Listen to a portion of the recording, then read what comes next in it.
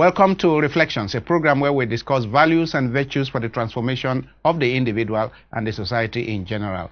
I am Father George Ehusani, and today I have with me in the studio Professor Ebere Onwudiwe. Professor Ebere is a public commentator, a retired professor of political economics, and he is here with us today to discuss leadership, the whole leadership question in this country. Prof, you're very welcome. Thank you very much. Good. Thank you for having me. Thank you very much. Professor has been discussing at various fora, chaired various sessions discussing the politics of this country and the politics of Africa and the politics of the world. Now, I say we have highly qualified political economists like you, and how come we can neither get our politics right nor get our economy right? And with qualified people like you, I mean, should we seize your certificate from you or whatever? I mean, how can we have professors of political economics and yet see where we are in terms of leadership in this country? See where we are, the conduct of leadership in this country. Is it that you guys are not teaching, you are not teaching people well as to how to arrive at our goals? We want a country that can compete with Sweden, compete with Switzerland, compete with Singapore.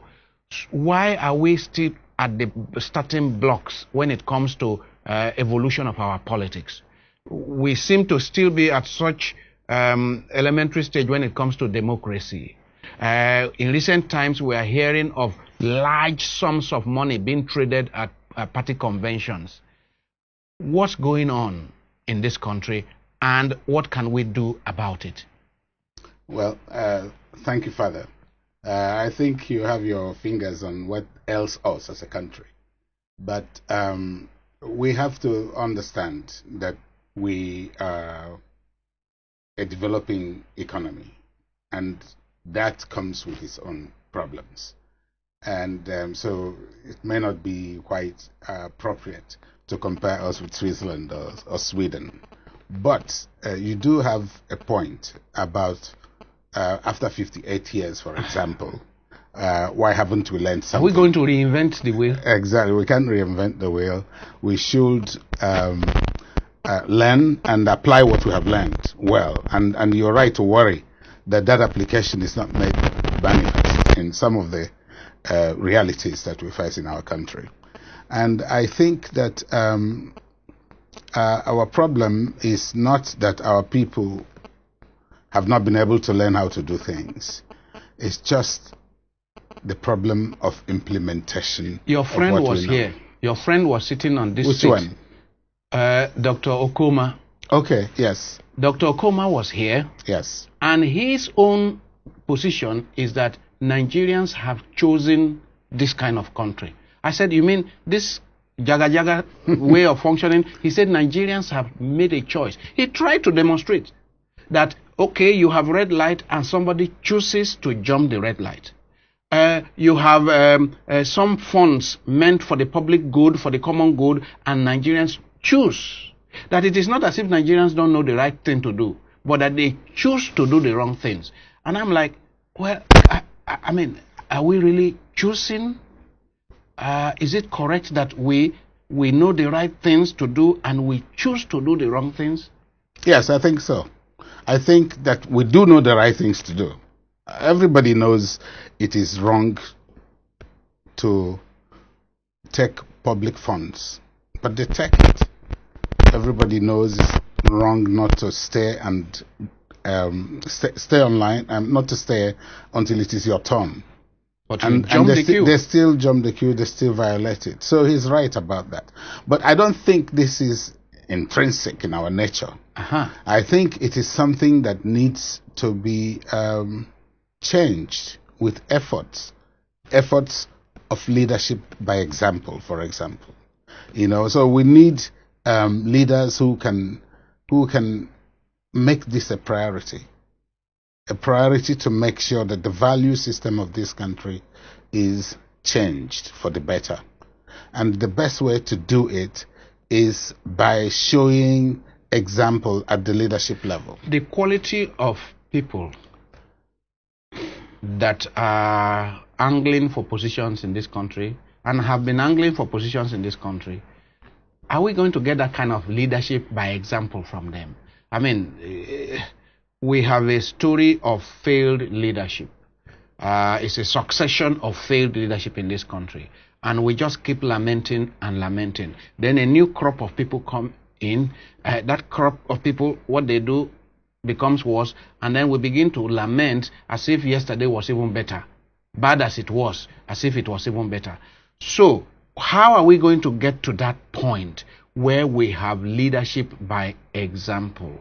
Where we have people, I mean, we have a few examples in Africa. You had Tanzania under Julius Nyerere, where the people till today literally worship him because he lived by example, he led by example. We don't seem to have many such examples around and in our society.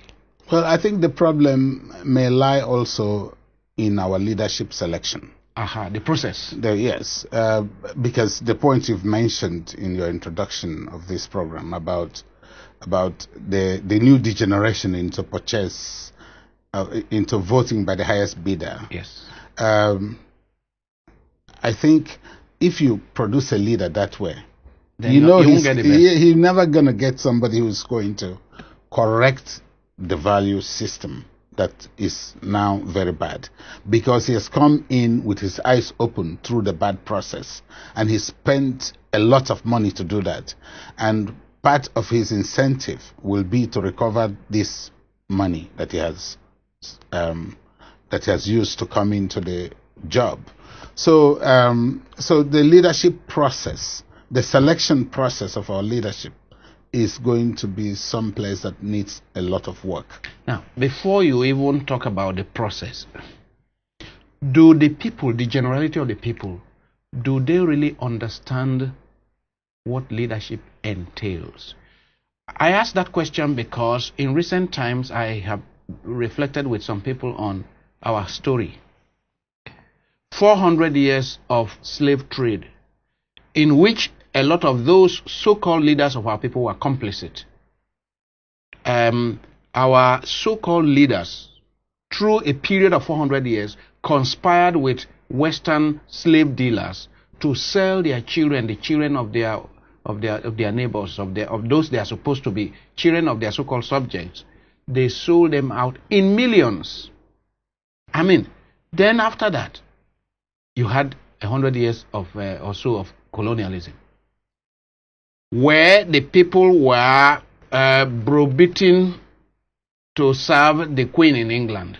And those who were our own autochthonous leaders, they actually beat their people to make them subject to the Queen. After that, we had military rule. So for me, our people have not had any experience for nearly 600 years of good leadership. Yes, of democratic leadership.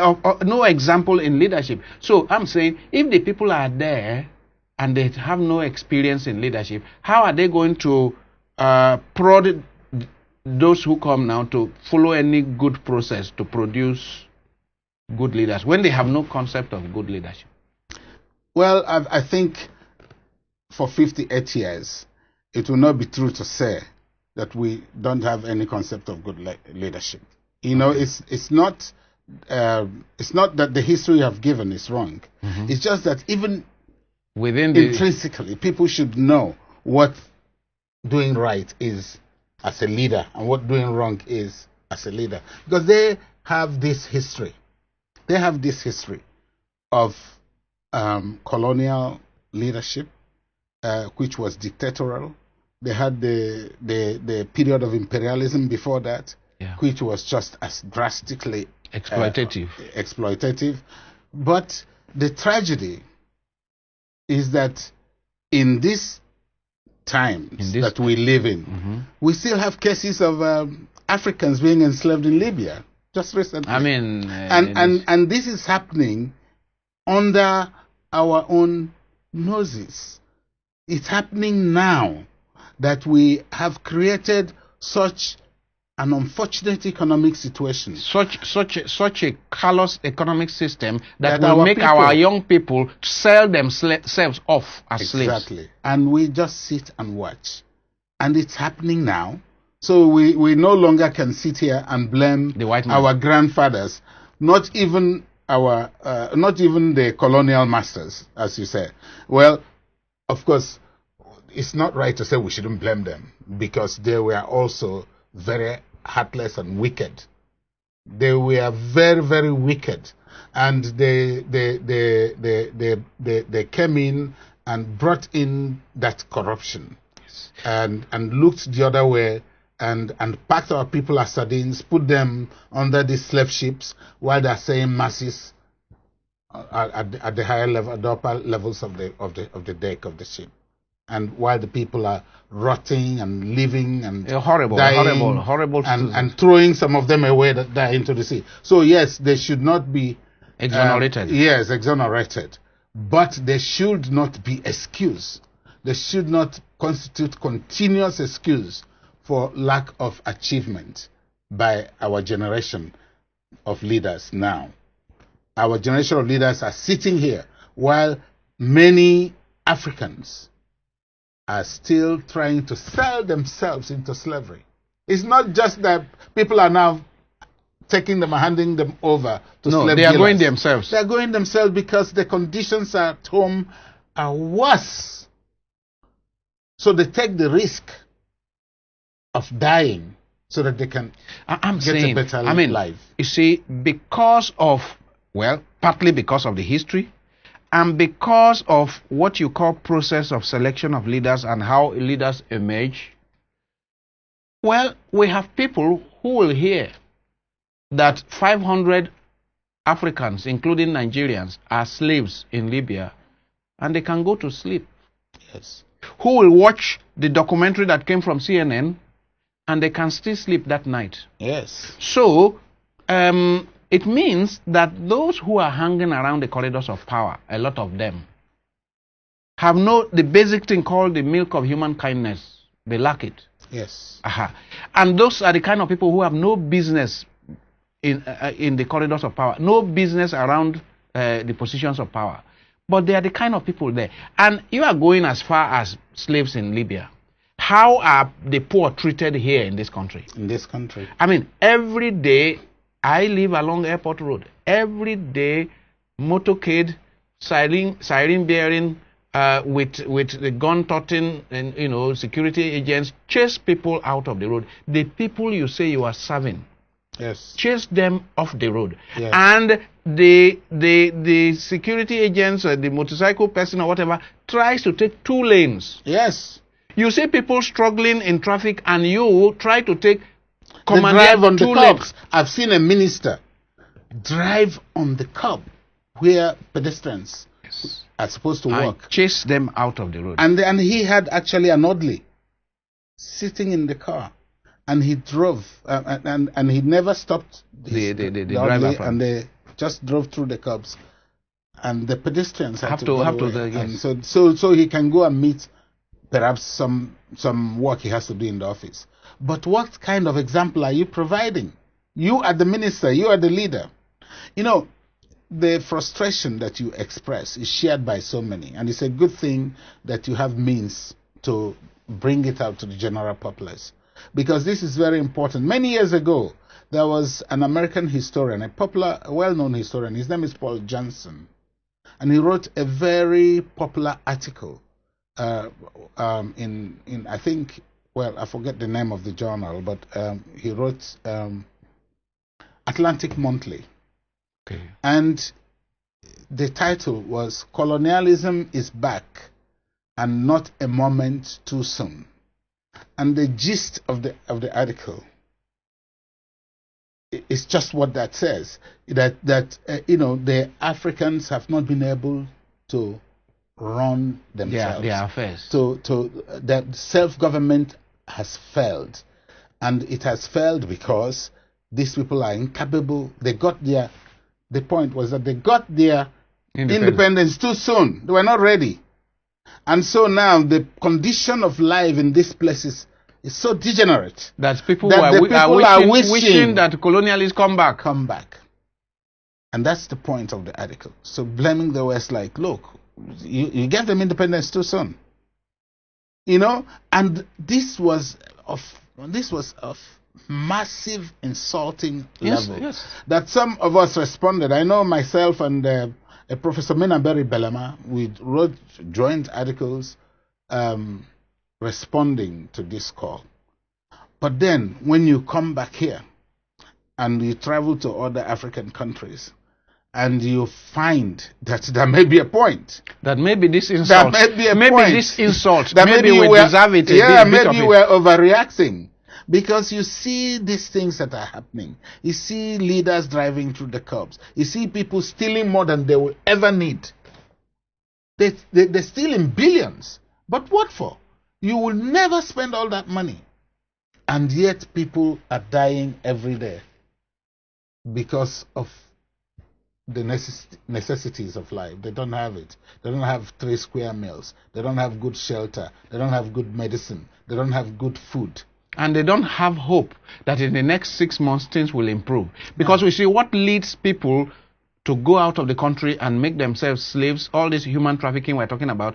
It's not human trafficking the way it was done in those days where you pursue people into the bush and catch them and put chains on them. Yeah. This is self-sell. Self-sell. Yeah. So what makes people do that is that they have things are hard today and they have very little hope for the future. Because if they believe that in the next 1 or 2 or 3 or 4 years things will be better, they will hang on. They will hang on. Yes. But they don't even have hope. Yes. And they are told that it is a very richly endowed country. And they can see it. Yes. But, I mean, each time I go through the streets of this country and I see able-bodied young people selling toilet rolls. Yes. I tell myself, I say, so no leader around can think of what can we do to engage these able-bodied, energetic young people? Yes. Or sick people who are not able-bodied, but they are sick and lavishing on the streets. And these people steal billions, but they can't use some of this to open up a home. Yes. To train these people, give them skills and start life for them. Or up till today, we are still arguing over whether state governments can pay 18, go beyond 18,000? Yeah, I think they're offering 24. They are offering whatever. Offering 24, and this, our leaders, anybody that belongs to the elite class in this country knows that. What is 24,000? It's nothing. And yet, the 18,000 that has been the minimum wage, till today, many state governments are owing for many months. Meaning somebody works for you for 30 days. You are owing 18,000 and you do not pay. But yet, those state governments, some of the governors are taking 100, 200, 300 million every month as security vote, unaccounted for. Yes. And that's the system that we created. And that's the whole thing about the process of leadership. These things are serving as magnet for people who... Look, there was a recent circulation of the president of Switzerland. You mentioned Switzerland. You saw that, yes? Did you see that circulation? In New York. Yes. Whereas our people went to New York and stayed in some of the most expensive hotels. Okay, and go with great teams. 70 people or so. Yes. They just follow the president. And the president of Switzerland will come with 3 or 4 experts. Share apartments. Share apartments. Stay in the same apartment with those experts, and then get the people in their embassy to do a lot of the background work. And then ride a bicycle to whatever. And he was sitting down by the roadside revising his notes before the meeting. Yeah. But the African delegations, they cornered the most expensive hotels in New York City. I think the writer was comparing him with the Kenyan delegation, where they came with huge expense, and of members. What is wrong with us? What is wrong with us? It's like when they say... And they are 7 times richer than... Yes, than Kenya. They say the empty barrels make the loudest noise. So are we really talking about empty barrels here? Meaning empty brains, empty whatever. What's wrong with us? Well, I think what's wrong with us is that our people are very, actually, I don't want to say they're very unkind, but it's not that they don't know what to do. Take our example. Let's give concrete examples now. We are under elections. The head of INEC is Oxford Trent. Brilliant guy. Oxford Trent. So you can't do better than that in education now. You know, you can't say he's not educated. But isn't he sitting there as all this rot is going on in the primaries and accepting results that are coming from verifiably wrong? First, you have a rule that is written that people must meet these standards before any candidate will be accepted. So one standard, for instance, is that they must have party congresses. Yes. And you don't have it, and then they bring a candidate that has come up through this bad process, and you accept it. So you see, it's leadership not when you become president. It's leadership at every level. And why are you accepting it? People can impute so many reasons why you are doing that. But the point is that you are doing the wrong thing. He wouldn't be doing that if he was in Oxford. He wouldn't be doing that if he was in America, or if he was in Switzerland. So what is in it in this country that makes such persons? But it's the same thing that makes people don't stand online here, but they stand online in these other countries when they go. You know, so many people say this. It's like a cliche, but it's true. They say, well, you see this Nigerian, he's rushing in the airport, and he wants to go. He gives his he gives his ticket to somebody and stands around, and he watches that person jump the queue who works there and get him a ticket because he doesn't want to stand online. See, he gives the guy. But when he goes beyond to Heathrow, yes, or he goes to JFK, or he goes to Schiphol, or he goes to Charles de Gaulle Airport, anywhere, he will stand on the line.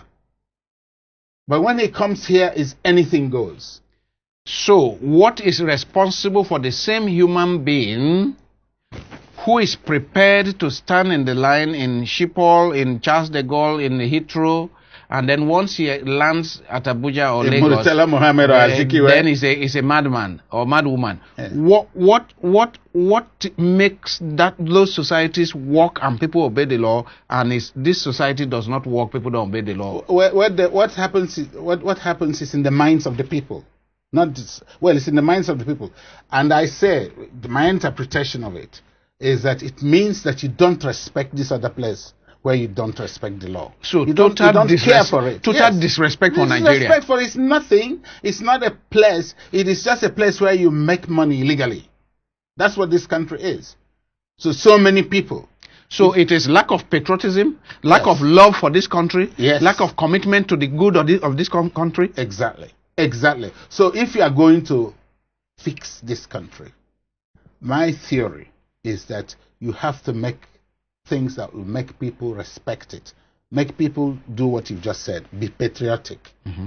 They have to love the country. But they cannot love the country if the country is unfair to them. They cannot love the country if it is unkind. They cannot love this country if it doesn't love them back. They can't do it because they don't have any obligation to love the authorities, to love the state. They have obligation to love the country, not the state. The state is the government. Yes. You see, in America, some writer used to say that you are obligated to love your country, but you can only love the government if it deserves it. Yes. And that's exactly what... So the love of your country is not synonymous with the love of the leadership. No, but the leadership is a bunch of people. Yes. That's what they are. The state is a bunch of people. Yes.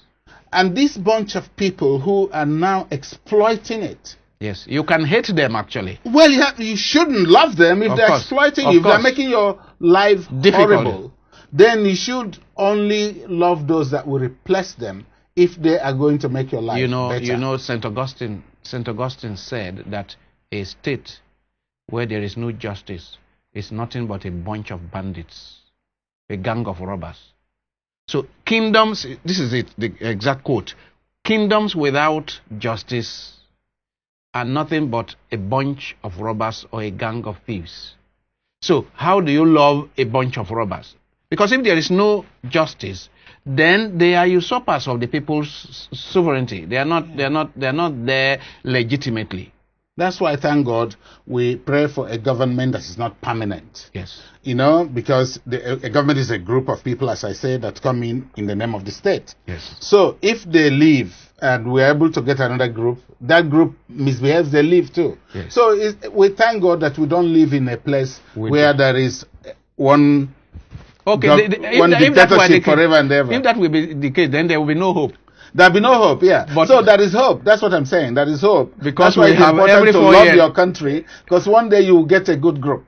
One day we will get somebody who will say, look, I'm not going to do this, even if you're offering me $1 billion. On that note, we will bring this segment to an end, and thank this. I've been speaking to Professor Ebere Onwudiwe, a political economist and commentator on public affairs in Nigeria, internationally. Prof, thank you so much. I appreciate it. Thank you. Now, the average middle-class Nigerian family has a child in secondary school who is doing very well in the sciences, in the arts, is winning prizes, you know, a star student. And then it's time for the career counseling and choice, and the child says, I want to be a teacher. And the parents say, not in my house. The average parent will say, a teacher? How can you be a teacher? You're too smart to be a teacher. And, you know, so there is that perception, because teaching is such a noble profession, but because maybe a teacher is never going to be rich, the remuneration doesn't match up, you know, to the nobility or the honor that goes into teaching. And so your average Nigerian parent doesn't want their child to be a teacher, because they have benchmarked success based on material wealth, rather than on, you know, fulfillment or contributions to society. So we are indirectly, as parents, fueling this. Young people, a lot of them are not patient. First, their pocket money is 250,000, some of them. Then when they start working and you say their salary, just like you write, is 65,000, they don't cope. My father would say, if you cannot manage 5 naira, you can't manage 5 million. We're teaching our children, we're giving them an appetite that is going to destroy them. Yes.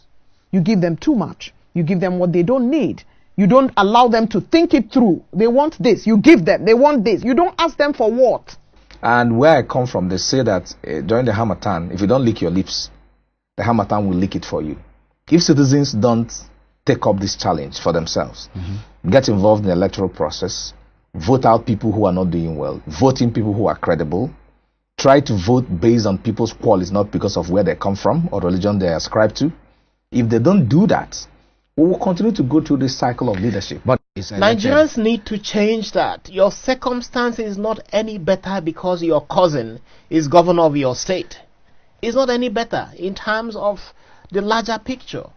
And unless you're personally profiting from their abuse of office, yes, which doesn't help you in the larger context, it does not make a difference that a person from your ethnic group is president of Nigeria. And I have with me again in the studio our friend Professor Ebere Onwudiwe, political economist and very experienced commentator on national and international affairs.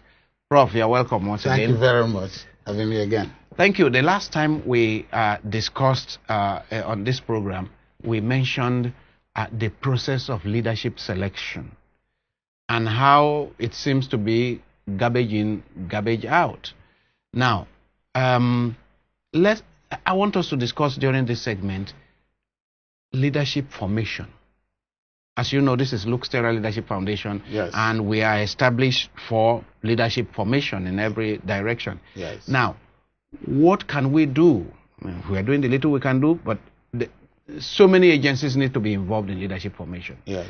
When I was leaving the Catholic Secretariat of Nigeria as Secretary General, when I finished my term and I was leaving, I thought that the number one problem of our society is leadership. Number 2 is leadership. Number 3 is leadership. Yes. So I decided to devote my life to leadership formation, both within the church and outside. Now, you have been involved in public affairs, yes, for many years. And I'm like, what can we do? What can we do beginning from elementary school to university level? Exactly. Then outside the formal structure of schools, even in the society, what can we do to change the orientation of our people about leadership?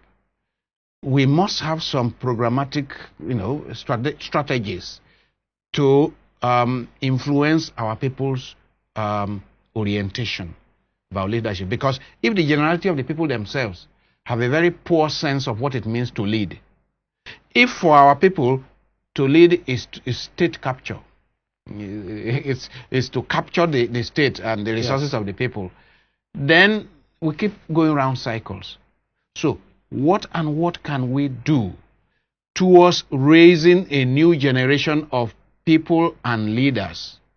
There's this thing they say, people get the kind of leadership they deserve. They deserve, yes. Which is like, when you see bad leadership in this country, you ask yourself, do we really deserve this kind of bad leadership? What can we do, both on the side of the people and on the side of the elite, so that we end up with better quality leadership in this country?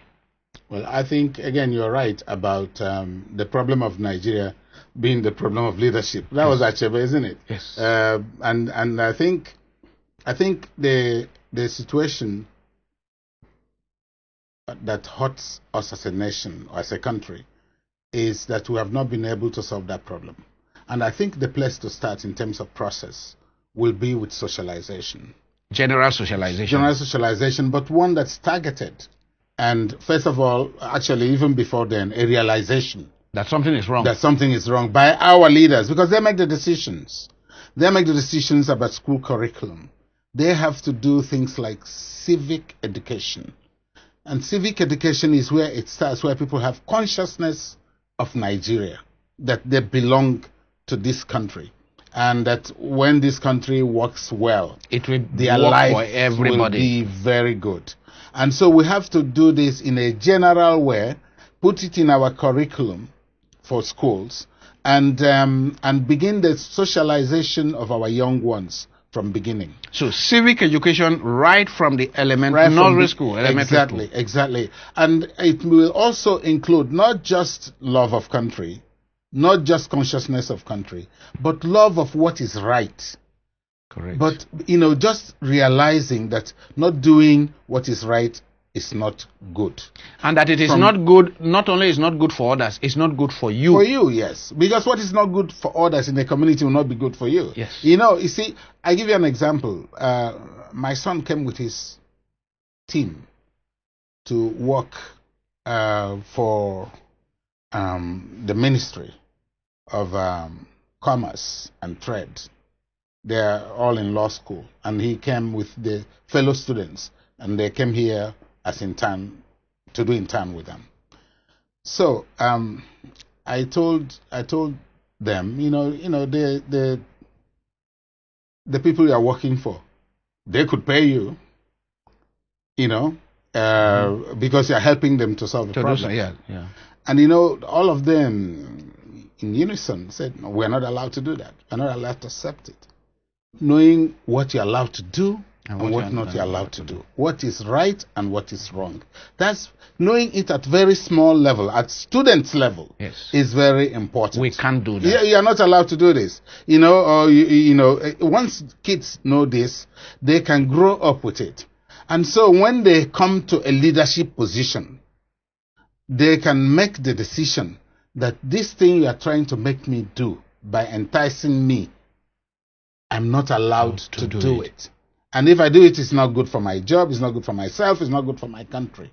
So leadership selection will start with this kind of skills that we put in the minds of our young ones. So the skills from the very nursery school, primary school, for children to know, I am not allowed to do this. That is, even if they don't know why they are not allowed to do it. Yes. And even if it's going to benefit them, they are not allowed to do it, and so they will not accept it. And that's discipline, isn't it? It's discipline. You are talking of discipline, because discipline is about doing the right thing at the right time in the right place and avoiding what is wrong, even if it is attractive at that moment for you. Exactly. And even though these things will be offered to them, my son also worked for NATI. Is it NATI that it's called, right? This extractive. Yes. And when he came, NATI, somebody working at NATI there was telling him, we could pay you. And he said, but the instruction is that I should not take any pay. Take anything. And he did his work completely, and he didn't take it. I admire that. Not because my son did it. Yes. Anyone who does that. Yes, because that is really what we need in our society. We need people that you are going to get something, because if they paid for him, that will be something that will go into his pocket. Yes. pocket money here Yes. to spend. But he rejected that. Now, any society that trains their kid to do that, it's not because he's a good guy. It's because it's the training he acquired. Yes. And so if we can train our... And every child is trainable. Yes, of course.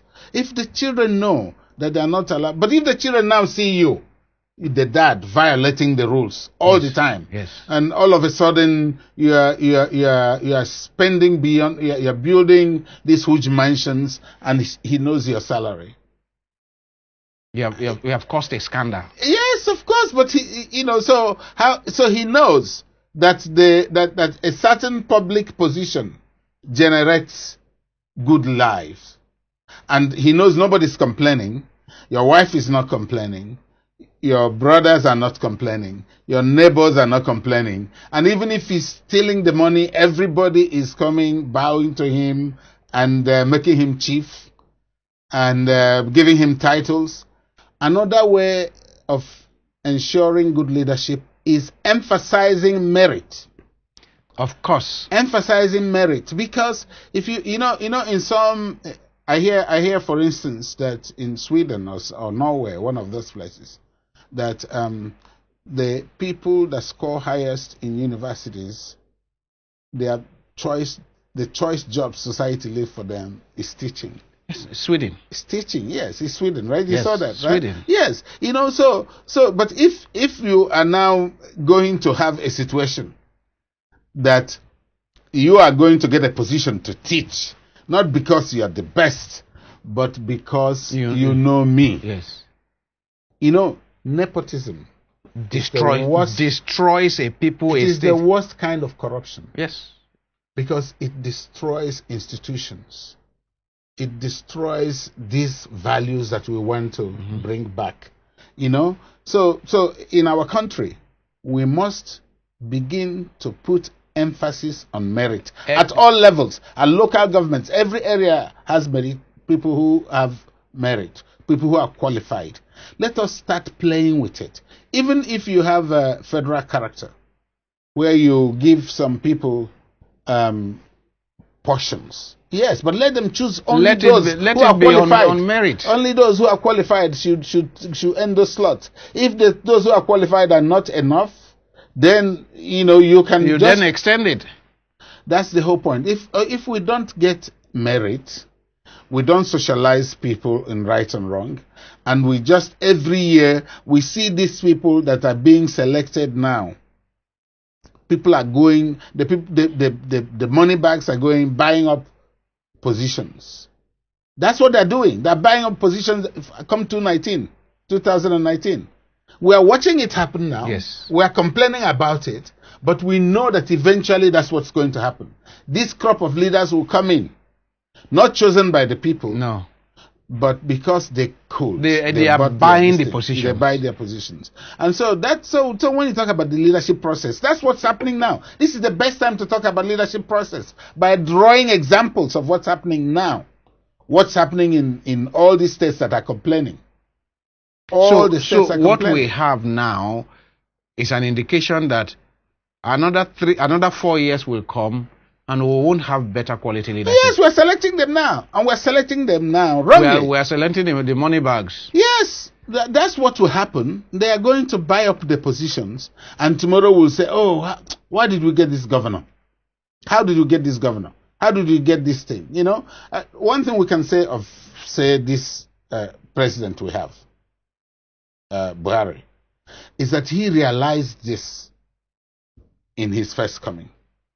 And whether it is still the same way, but in his first coming, he was the one carrying out that war of indiscipline, isn't it? That not the leadership process is not what I'm saying that he did, but the realization that something wrong about how we are, the realization that there's a lot of indiscipline, which he then exemplified by his own. Yeah, but unfortunately, in his second coming, there's so much indiscipline around him. That's what I'm saying. I'm excluding his second coming. But there was a leader once who realized that there's a need to impose discipline. And of course, the way he went around doing it may not have been the best way, but that realization, it has to start with realization.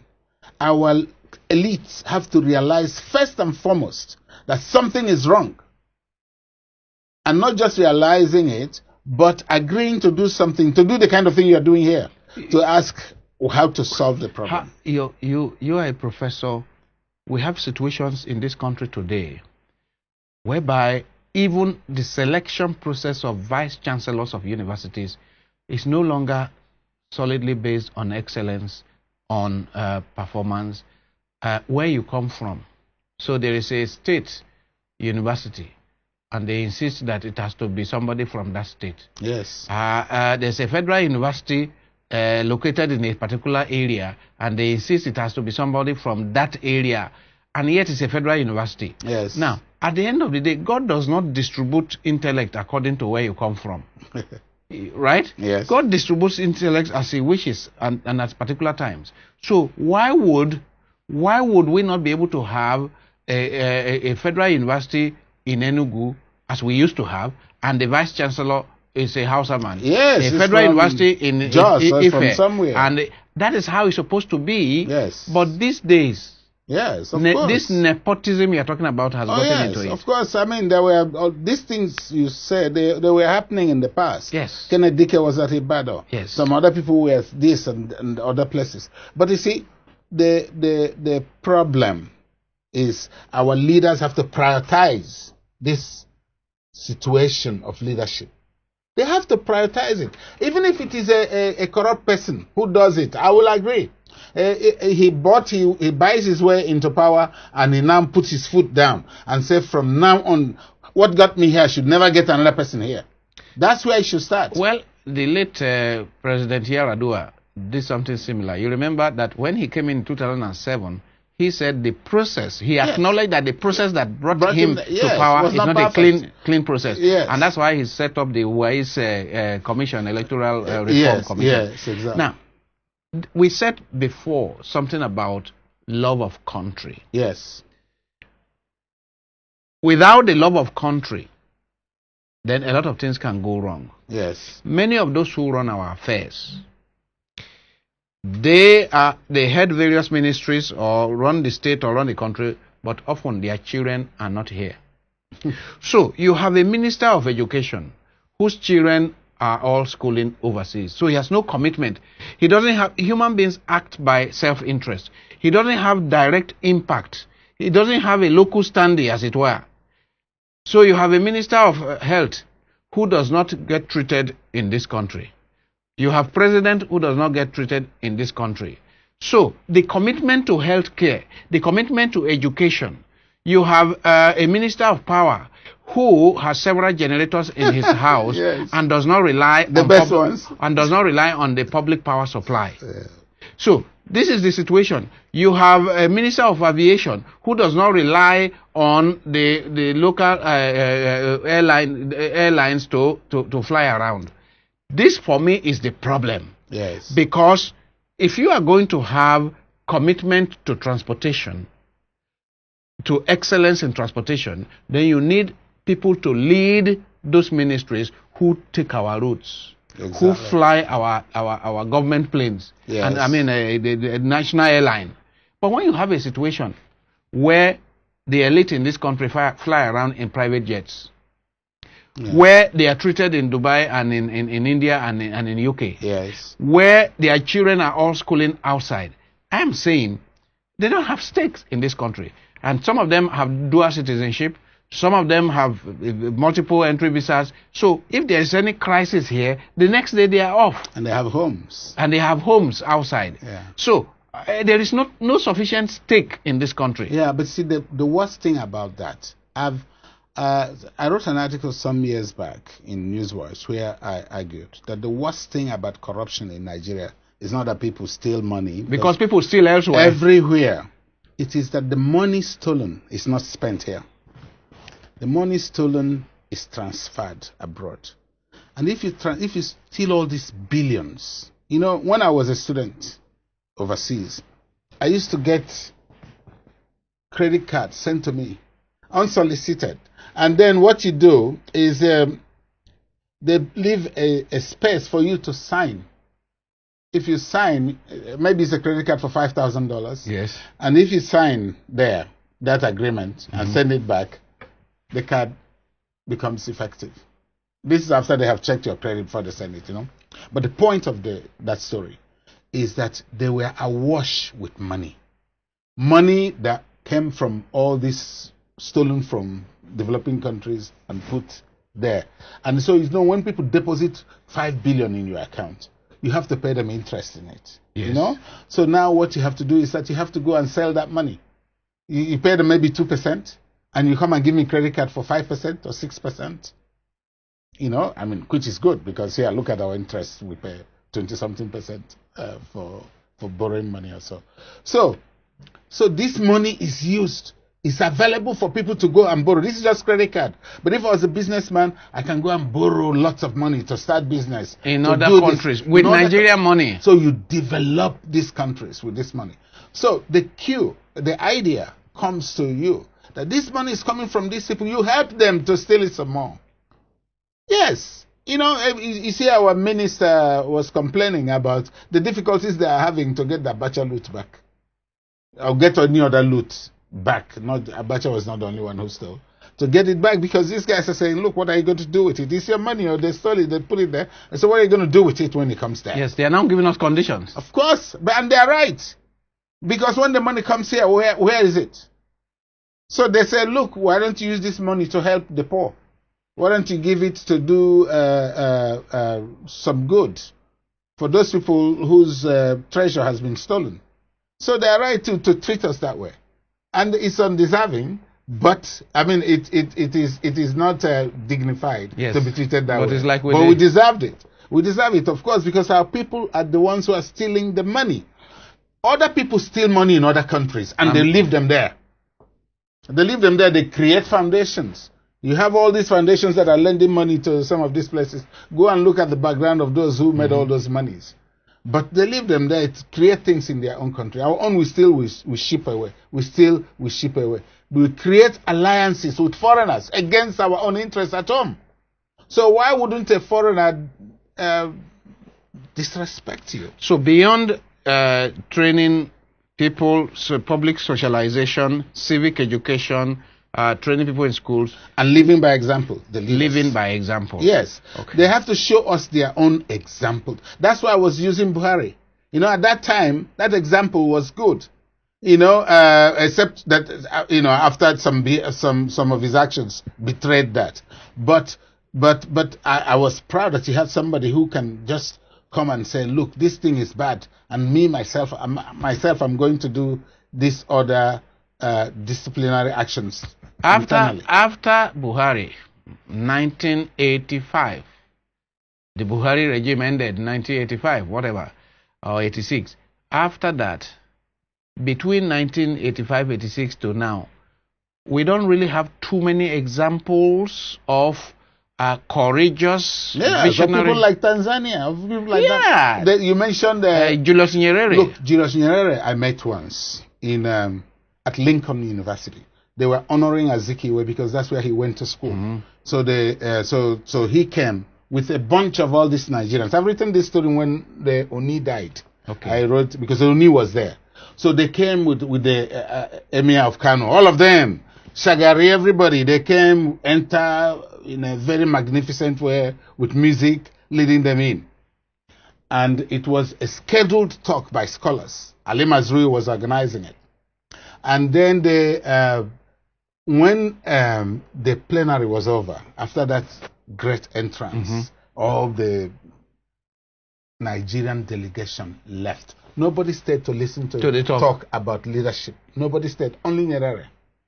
And Nyerere told us, and this is true, as Chudi Wazirika was there, because he did a panel with me. Chudi is here now. Should have him to speak here. So Chudi and I did a panel there. So Nyerere said, when they gave him the mic to speak, because he was not the chair of the panel, yes, he said, well, you see, this is why I did not allow chieftaincy in Tanzania. All the chiefs are gone. All the chiefs are gone. They came for ceremony.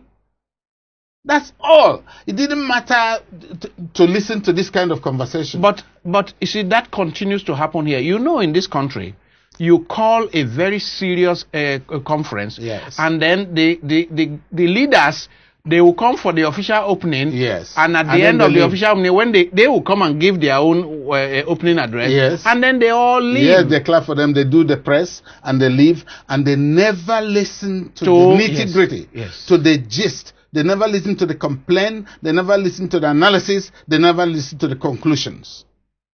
They never listen to the solutions. So what can Nigerians do, for example, to say, look, sir, if we are inviting you for a conference, we want to talk to the leaders. Yes. And so we are inviting you, we want you to stay. Yes. If it is one day you can stay, you stay the whole day. Not yes. come for opening ceremony. Yes. And what is even worse is that they will come very late. And Nigerians have this bad habit of waiting for them. Yes. I mean, you plan a conference for 9 o'clock. Then they will tell the minister will come for the opening, and yes. the minister comes at 2 o'clock. Yes. And many conferences, especially those related to government, they will keep waiting. Oh, yes. Because they dare not say anything to the leader because they want to go back and seek favors. So they won't do that. So, you know, the problem, the process, is not only about leaders. It's also about followers. Our followership is not good enough because we don't make these demands yes. that we talk about. You know, we don't make these demands. We don't think the country is worth it. It all boils down to the same thing. So it must be the next coming generations that has to be taught that your country is worth it. I mean, people say Nigeria is not worth dying for, the country is not worth it, they are insulting Nigeria left, right and center, but they keep milking Nigeria. Of course. Nigeria seems to be the easiest place to become a millionaire. Of course. A millionaire even in dollars. Of course, because, you know, the return to investment is higher in Nigeria than any place else. So you find Nigeria easy to exploit. Yes. Easy to milk, but then you don't find Nigeria worth any sacrifice for. Of course, who would? You know, if you are sitting in a place where things are not measured, where things are not predictable, where getting the best result doesn't guarantee you a position. You hired your cameraman because he's the best, or because he has somebody who made a call to you. So if you have something like that, you don't want your children to go through that. Nobody wants to do that. So what they want to do is to exploit it. It is, you know, we have a term for it in local lingo about working in public service, and they say, "Is it your father's work?" Have you heard that? Yeah, is it your father's work? Is it your father's work? It's not your father's work. That says a lot. Yes. You can go to. You are not a stakeholder. Yes, you can go to the offices and see how they don't give a hoot about what some of them do. Not everybody. Yes. Not everybody. But you can go in these public offices where you have 4 people just sitting there telling stories. I mean, people hired them knowing that it's overflow. Yes. You know, the government size they are creating, we are not able to pay for. And they're all sitting there because you must put somebody's friend to come and work. Will this system not destroy itself?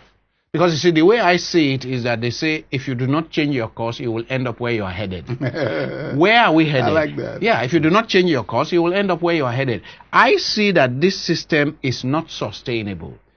This system where everybody is exploiting the weaknesses, yes, the weaknesses of the Nigerian system, everybody exploiting it, but nobody is ready to make sacrifice for it. How long can we sustain such a dysfunctional system? It's really crazy. And anyway, this country, we always reach the brink, and we find our way back. So the potential of this country is very high. But as I said once in another program, we can't live on potential alone. But the thing that we have to do is to pray for God to give us a leader who is going to do some of these things we're talking about. You know? But if we want that miracle will happen. It will not happen. We have to do some work. Somebody has to do it. Somebody has to start something. Somebody has to say enough is enough for real. And say we must stop this. You know, people get so angry, they do something radical. And it hasn't come to here yet. Something has to happen. Something has to give. Well, I have been saying in my talks and in my writings, I have been saying that the revenge of the poor is right at the corner. I mean, I see it coming.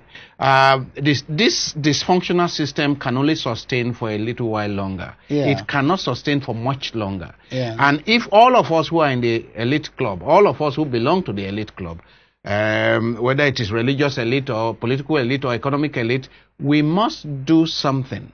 We must be part of this education you are talking about, this socialization you are talking about. Yes. And perhaps we need models. We need models of countries that work. Yes. And what is it that make those countries work? Yes. We need to be able to present to our people Sweden and how it is working. Yes. They value they place on education. Yes. And on teachers. Yes. We need to be able to present such examples to our people to say the reason why such a country is working is because they have rule of law. Yes. It's because they have regard for education.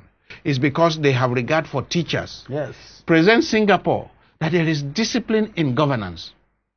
You know, I mean, I say to people that if you read from Third World to First World by Lee Kuan Yew, you will see that there was even discipline in terms of how you live your family life. Exactly. That if you are cheating on your wife, you are not worthy of leading the state. Exactly. Because if you cannot manage your home well, yes, why would we entrust our society to you? Exactly. So discipline. Exactly. Discipline, merit. He emphasized merit too. Merit. In Singapore, in Malaysia. Yes. You know, Malaysia even recently had to go back to this, their 92-year or 93-year-old person. Yeah, brought him back because somebody was messing up who was leading. Yes. And they went back to him because what he did lived in the psyche of the people. Yes, they know. Look, during his time, they went back 20 years to bring a 93-year-old person to rule them. Exactly. Because if you do good, it will live after you. Yes. So all these people who are now accumulating, it's not good for our country.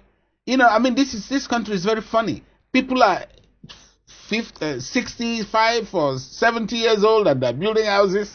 That I keep saying that. What is your problem? Yeah, I mean, you know, don't you have enough? Just have enough.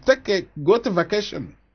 Enjoy your life because it's people not are going to be 75, forever. 80 and are starting new project of house. Yes, and it's like, where are you going to live? What are you doing with yourself? So it's too much acquisition. That's too much greed.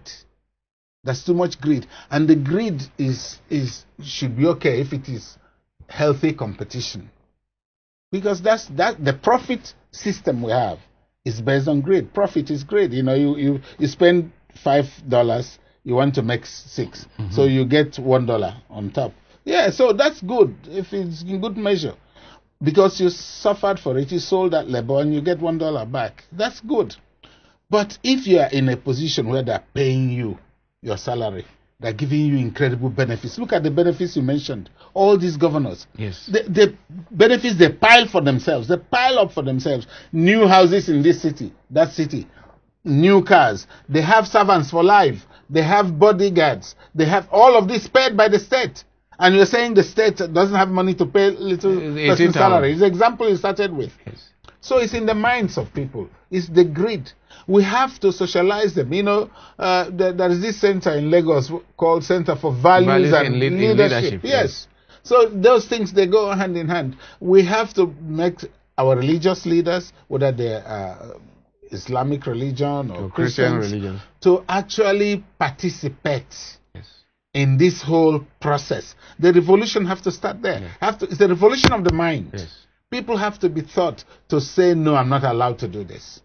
Say no, it's not right to do this. On that note, we will bring this program to an end. People have to be taught to recognize what is wrong and to say, no, the law does not allow me to do this. Exactly. So that without police around, without any security agents around, Exactly. but the people will check themselves because they have been disciplined, Exactly. because they have love of country. Yes. If I do this, it is not in accordance with my love of country. Exactly. I am not allowed I'm not to allowed do to it. do that. That's why I stop in red light. Yes. Whether police is there or not. Or not. On this note, we'll bring this program to an end. I've been speaking with Professor Ebere Onwudiwe, and he is an expert in political economy.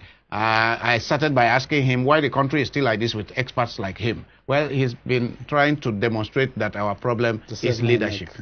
It's leadership. We pray that God will soon send us good leaders so that who will harvest all these experts and harvest all the natural resources we have and the bubbling population of young people we have for a better society. May that day come very soon. Amen. Thank you, very Prof. much. Yes. God bless you. God bless you. Thank you. Thank you.